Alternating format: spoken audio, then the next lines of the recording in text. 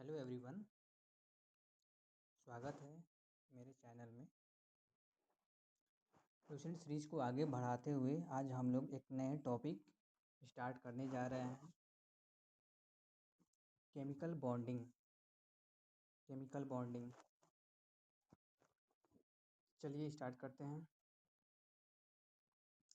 The force that holds together the different atoms in a molecule is called chemical bond.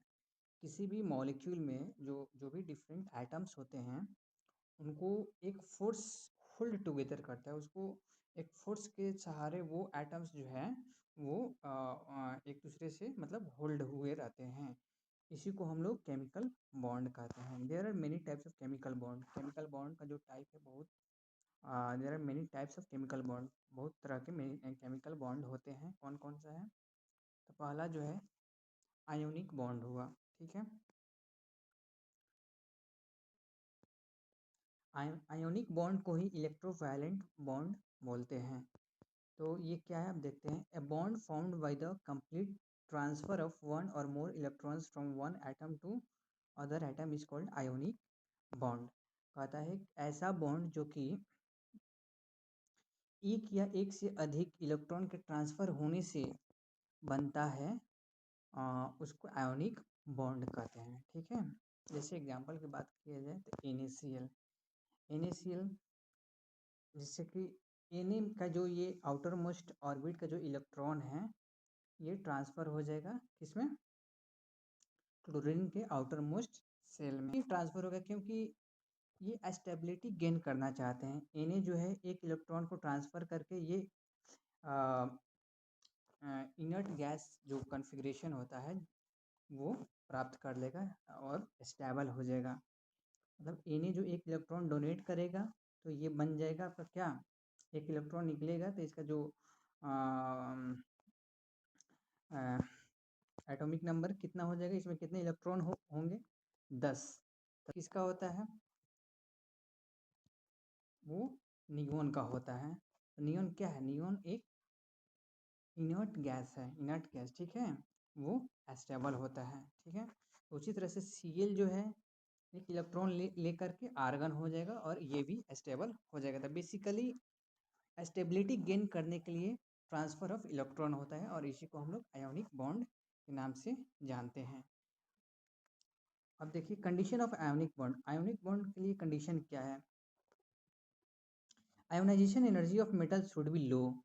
जो metal है उसके ionisation energy है वो कम होनी चाहिए। आयोनाइजेशन एनर्जी हम लोग पिछले चैप्टर में पढ़ चुके हैं। और दूसरा जो है electron affinity of a non metal should B high. Non metal का जो इलेक्ट्रॉन एफिनिटी है वो हाई होनी चाहिए। ठीक है, अब इसका प्रॉपर्टीज देखते हैं। Properties of ionic compound. Ionic compound have high melting point and boiling point. मतलब इनका मेल्टिंग पॉइंट और बॉइलिंग पॉइंट जो है वो हाई होता है। Second, ionic compounds are good conductor of electricity in molten state और in water.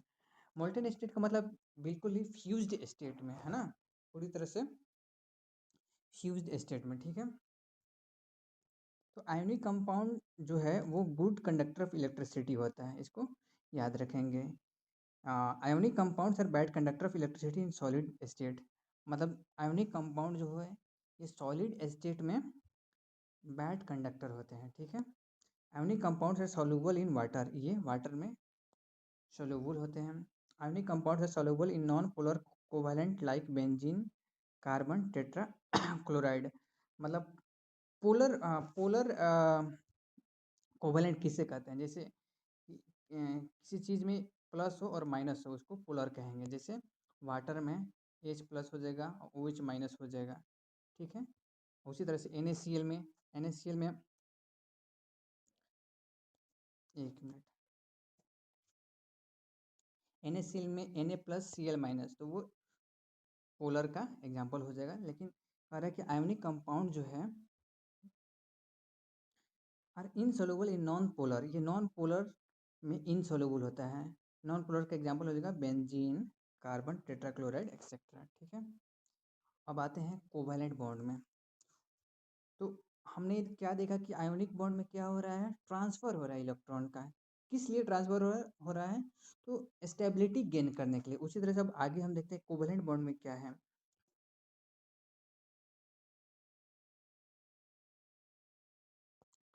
A bond formed between two same or different atoms by mutual contribution and sharing of electron।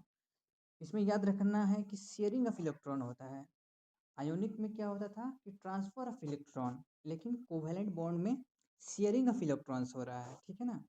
Example इसका हो जाएगा H2 में देख रहे हैं जैसे कि इसका इलेक्ट्रॉन, इसमें दो H है, दोनों का एक एक इलेक्ट्रॉन जो है वो एक दूसरे को क्या कर रहा है, शेयरिंग कर रहा है। ठीक है ना। जैसे बेसिकली होता है क्या कि जिधर इलेक्ट्रोनेगेटिविटी ज़्यादा रहता है उधर इलेक्ट्रॉन का ट्रांसफ़र होता है। ठीक है ना। लेकिन इसमें चूँकि सेम एलिमेंट है, ठीक है, सेम एटम है, दोनों का इलेक्ट्रोनेगेटिविटी सेम होगा, इसलिए यहाँ शेयरिंग हो जाएगा। ठीक है ना।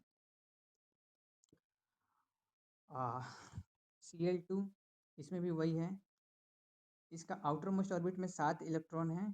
ठीक है ना। और दोनों एक दूसरे से एक एक इलेक्ट्रॉन का शेयरिंग करके दोनों स्टेबल हो जाएगा। ठीक है। उसी तरह से CH4 मॉलिक्यूल हो गया। अब इसका प्रॉपर्टीज देखते हैं। बेसिकली जो परीक्षा में क्वेश्चन आता है वो प्रॉपर्टीज से क्वेश्चन आता है। ठीक है ना। तो जहाँ से क्वेश्चन बनता है हम लोग उस चीज़ को टारगेट करेंगे। ठीक है। अब देखते हैं प्रॉपर्टीज में।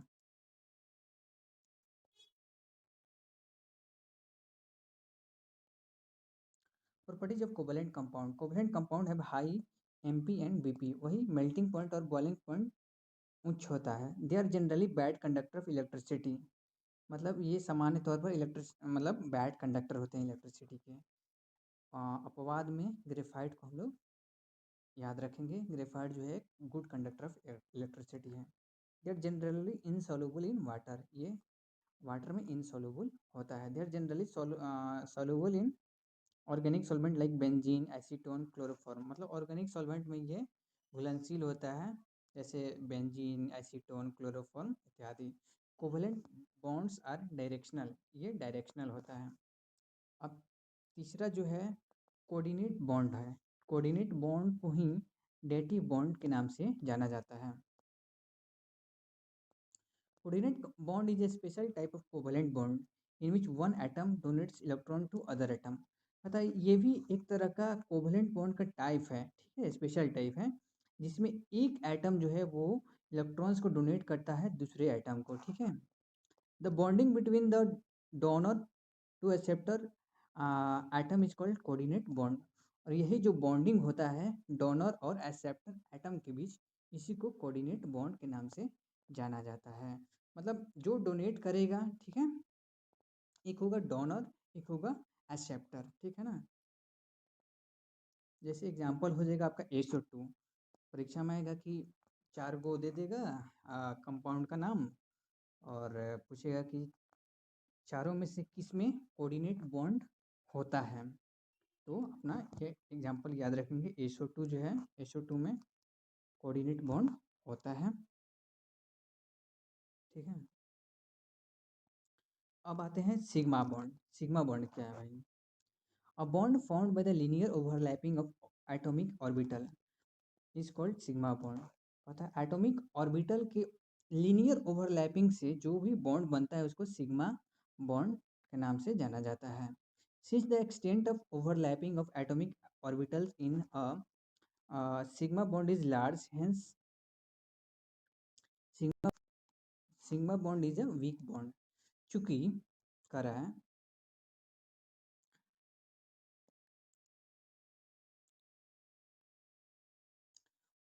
एटॉमिक ऑर्बिटल्स का जो ओवरलैपिंग है वो चूंकि उसका जो एक्सटेंट है वो कम होता है।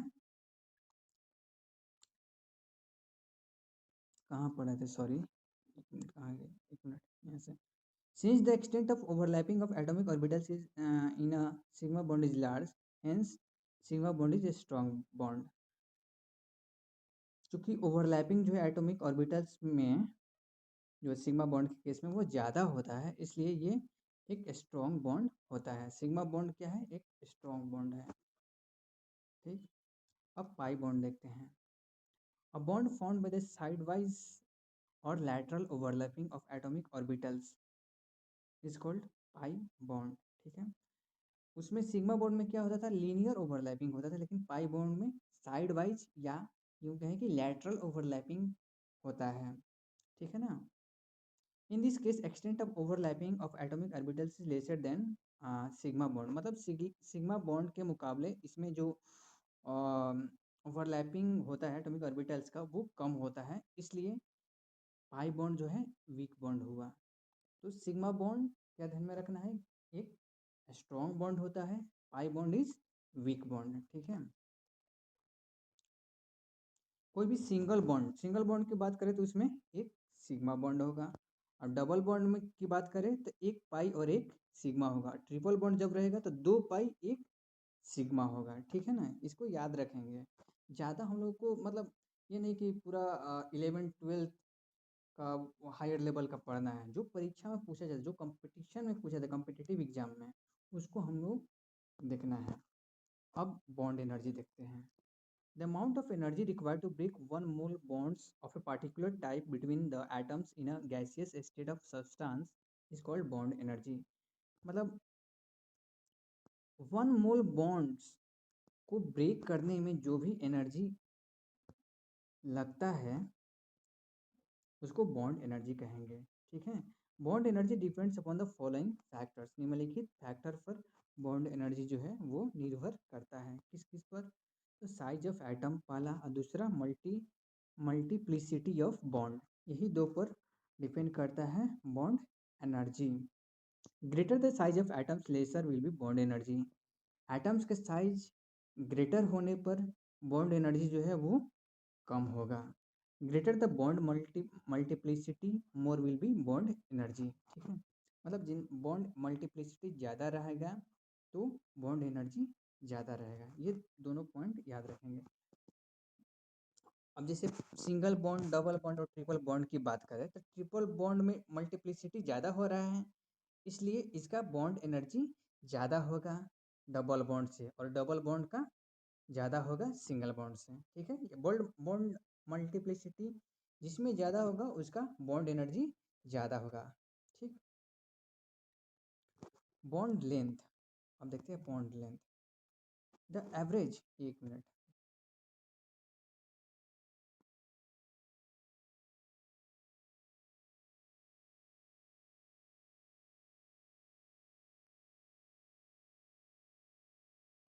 Bond length, the average equilibrium distance between the centres of two bonded atom is called bond length. मतलब वही दो बॉन्डेड एटम्स के सेंटर के बीच जो भी एवरेज इक्विलिब्रियम डिस्टेंस होता है उसको बॉन्ड लेंथ कहा जाता है। बॉन्ड लेंथ जो है ये निम्नलिखित फैक्टर से इन्फ्लुएंस्ड होता है, प्रभावित होता है। क्या क्या फैक्टर है, द साइज ऑफ एटम्स और multiplicity of bond. Greater the size of atoms greater will be bond length, मतलब साइज ऑफ एटम ज़्यादा होने पर बॉन्ड लेंथ ज़्यादा होगा।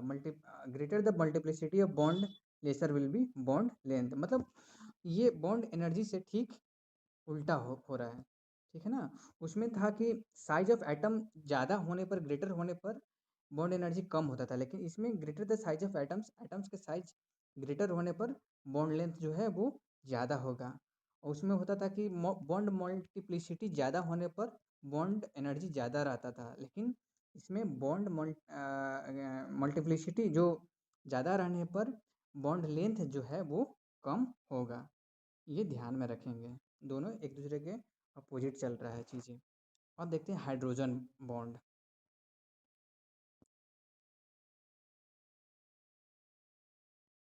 When hydrogen atom is present between two most electronegative atoms, then it is bonded to one by a covalent bond and to other by a weak force of attraction। वही कह रहा है कि जब hydrogen atom जो है दो electronegative atoms के बीच मतलब वो प्रेजेंट रहता है, तब यह एक के साथ तो कोवैलेंट बॉन्ड बनाता है और दूसरे के साथ वीक फोर्स ऑफ अट्रैक्शन के साथ वो जुड़ जाता है। दिस इज कॉल्ड, जिसको कि हाइड्रोजन बॉन्ड के नाम से जाना जाता है। एग्जाम्पल यहाँ दिया गया है, ठीक है ना। हाइड्रोजन बॉन्ड उतना नहीं पूछता है एग्जाम में, लेकिन ये ध्यान में रखेंगे, ठीक है ना। ये हो गया नाइट्रो ओ नाइट्रोफिनॉल। ऑर्थो हम पढ़े थे 11th-12th में, ऑर्थो, पारा और 2-3 चीज़ें ये सब होता था, लेकिन 11th-12th की चीज़ें उतना थोड़ा नहीं। इसमें जो चीज़ें आ रहा है कंपटीशन में पूछा जा रहा है, उसको हम लोग देखेंगे। अब आगे देखते हैं। There are 2 types of hydrogen bonding. 2 तरह का हाइड्रोजन बॉन्डिंग होता है। क्या-क्या? The intermolecular hydrogen bond, second intramolecular hydrogen bond. एक इंटरमॉलिक्यूलर हाइड्रोजन बॉन्ड और दूसरा intramolecular hydrogen bond. The intermolecular hydrogen bond क्या है? Intermolecular hydrogen bond arises when hydrogen bonding occurs between two or more molecules। मतलब intermolecular hydrogen bond तब होता है जब हाइड्रोजन बॉन्डिंग जो है वो दो से अधिक मॉलिक्यूल के बीच जब हाइड्रोजन बॉन्डिंग हो, तब इंटरमॉलिक्यूलर हाइड्रोजन बॉन्ड होता है। ठीक, एग्जाम्पल ये एच एफ जो है आपका, एच में क्या होता है? इंटरमॉलिक्यूलर हाइड्रोजन बॉन्ड होता है। इन दिस केस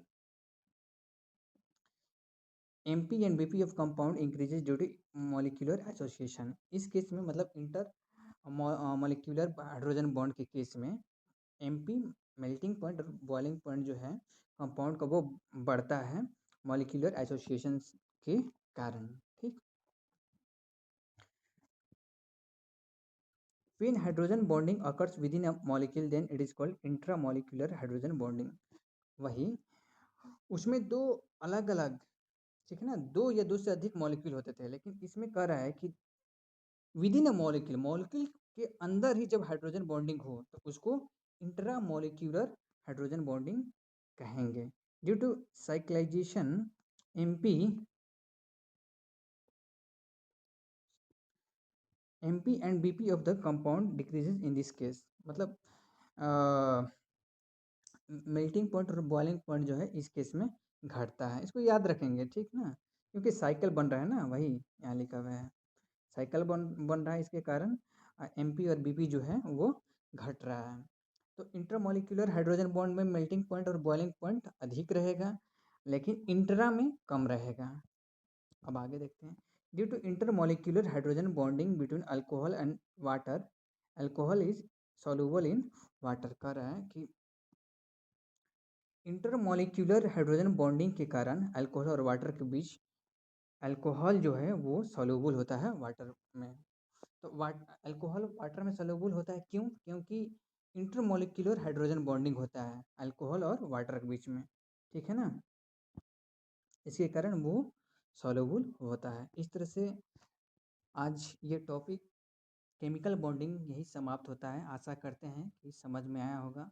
धीरे धीरे हम लोग सारे topic chemistry, physics and biology धीरे धीरे ऐसे ही कंप्लीट करते जाएंगे, पूरे लूसेंट को ख़त्म करेंगे धीरे धीरे। जो भी इम्पोर्टेंट पॉइंट है, जो एग्ज़ाम में एग्ज़ाम के पर्सपेक्टिव से बहुत ही इम्पोर्टेंट हो, उसको हम लोग ध्यान देते चलेंगे। अभी आगामी जो भी एग्ज़ाम है, जैसे कि बिहार SSC हो गया, चाहे बिहार दरोगा, और भी वनडे एग्ज़ाम, सबके लिए ये काम आएगा। ठीक है, इसी नोट के साथ थैंक यू।